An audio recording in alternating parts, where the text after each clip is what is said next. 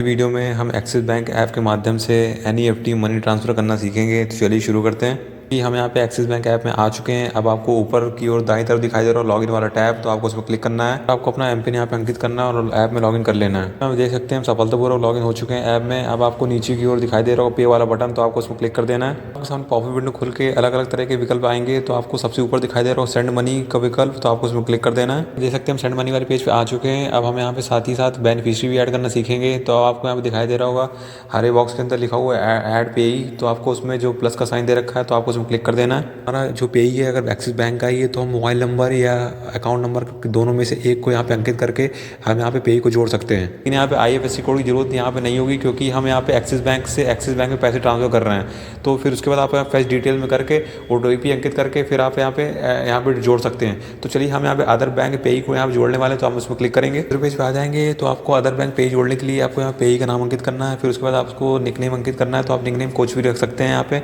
फिर उसके बाद आप यहाँ पे अकाउंट नंबर अंकित करेंगे, फिर अकाउंट नंबर कंफर्म करेंगे। फिर उसके बाद बैंक का यहाँ पे आईएफएससी कोड अंकित करेंगे जो उसका दूसरा बैंक है। जैसे मान लीजिए एसबीआई का आप पेज जोड़ रहे हैं तो आप यहाँ पे एसबीआई का आईएफएससी कोड अंकित करेंगे। तो चलिए हम अपनी यहाँ पे डिटेल्स अंकित कर लेते हैं। फिर उसके बाद आपको नीचे दिखाई देगा ऐड पेई वाला बटन, तो आपको उसमें क्लिक करना है और आगे बढ़ जाना है। जितनी भी जानकारी आपने अंकित की है उसको एक बार आप जांच लेंगे। फिर उसके बाद आपको नीचे दिखाई दे रहा है कन्फर्म वाला बटन, तो आपको उसमें क्लिक करना है और आगे बढ़ जाना है। फिर रजिस्टर्ड मोबाइल नंबर पे एक ओटीपी आएगा, आपको ओटीपी को अंकित करना है। फिर उसके बाद नीचे दिखाई दे रहा है कन्फर्म ओटीपी वाली बटन, तो आपको उसमें क्लिक करना है और आगे बढ़ जाना है। देख सकते हैं आप हमारा जो पेई सक्सेसफुली यहाँ पे ऐड हो चुका है। तो हम यहाँ पे 24 घंटे के अंदर खाली यहाँ पे 5,000 रुपये ही भेज सकते हैं। फिर उसके बाद हम इससे ज़्यादा भेज सकते हैं। तो जैसे कि यहाँ पे नीचे लिखा भी हुआ है, जैसे देख सकते हैं। तो मनी ट्रांसफर वाले पेज पे आ जाएंगे तो अब आपको ऊपर अमाउंट अंकित करना है जितना रुपया आप भेजना चाहते हैं। तो फिर उसके बाद आपको नीचे दिखाई दे रहा है रिमार्क, तो आपको किस तरह किस लिए पैसे भेज रहे हैं, फैमिली को भेज रहे हैं, इन्वेस्टमेंट कर रहे हैं, तो हम यहाँ पे इन्वेस्टमेंट वाले चुन लेंगे। फिर उसके बाद आपको नीचे दिखाई दे रहा होगा इंस्टेंट पे जो हमारा आईएमपीएस है। फिर उसके बाद आपको दिखाई दे रहा होगा यहाँ पे स्टैंडर्ड पे नीचे दिखाई दे रहा होगा एनईएफटी और यहाँ पे पे लेटर, जिसमें आप यहाँ पे टाइम और डेट सेट कर सकते हैं।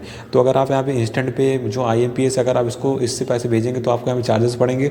और अगर आप यहाँ पे स्टैंडर्ड पे जो हमारा एनईएफटी है अगर आप उससे करेंगे तो आपको फीस यहाँ पे 0 लगेगी। तो चलिए हम यहाँ पे एनईएफटी वाले चुन लेते हैं। आपको नीचे दिखाई दे रही है प्रोसीड वाली बटन, तो आपको उसमें क्लिक करना है और आगे बढ़ जाना है। कन्फर्म पेमेंट वाले पेज पे आ जाएंगे तो आपको एक बार पूरी पेमेंट की जितनी भी जानकारी है वो जांच लेनी है। फिर उसके बाद आपको नीचे दिखाई दे रही है कन्फर्म वाली बटन, तो आपको उसमें क्लिक करना और आगे बढ़ जाना है। तो यहाँ पे अपने 6 अंकों का यहाँ पे एमपिन अंकित करके आगे बढ़ जाना है। आप यहाँ पे देख सकते हैं जो हमारी पेमेंट रिक्वेस्ट है रिसीव कर ली गई बैंक की तरफ से। तो एनईएफटी में हमारा जो कुछ घंटे लगते हैं पैसा ट्रांसफर होने में, तो आप इसमें टेंशन मत लीजिएगा, आपका पैसा सफलतापूर्वक ट्रांसफर हो जाएगा। फिर उसके बाद आप अपने आप दूसरे पेज पे आ जाएंगे। दूसरे पेज पे आ जाएंगे तो जैसे देख सकते हैं जो पेमेंट रिक्वेस्ट रिसीव्ड हो चुकी है। फिर उसके बाद आप चाहें तो ऊपर वाले जो आपको एक आइकन दिखाई दे रहा है एरो वाला, तो आप उससे पूरी रिसिप्ट डाउनलोड कर सकते हैं। फिर उसके बाद आप यहाँ पे देख सकते हैं कि हमारा पैसा किस ब्रांच में भेजा गया है और यहाँ पे हमारा आईएफएससी कोड क्या है। जैसे देख सकते हैं आप सेंड टू, आपको यहाँ पे कितने रुपए यहाँ भेजे गए वो आप पूरी डिटेल दे सकते हैं।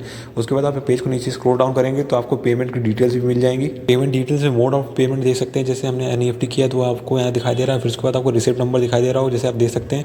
तो जैसे कि आप इस वीडियो समझ गए होंगे कि हमने इस वीडियो में अपना बेनिफिशियरी जो हमारा पेई है हम उसको ऐड करना सीखा है और उसके बाद हमने यहाँ पे एनईएफटी मनी ट्रांसफर करना सीखा है इस वीडियो के माध्यम से। तो आप भी step by step axis bank app के माध्यम से जैसे मैंने बताया आप यहाँ पे मनी ट्रांसफर कर सकते हैं। तो अगर आपको ये वीडियो पसंद आए तो वीडियो लाइक करें, चैनल सब्सक्राइब करें, कमेंट जरूर करें।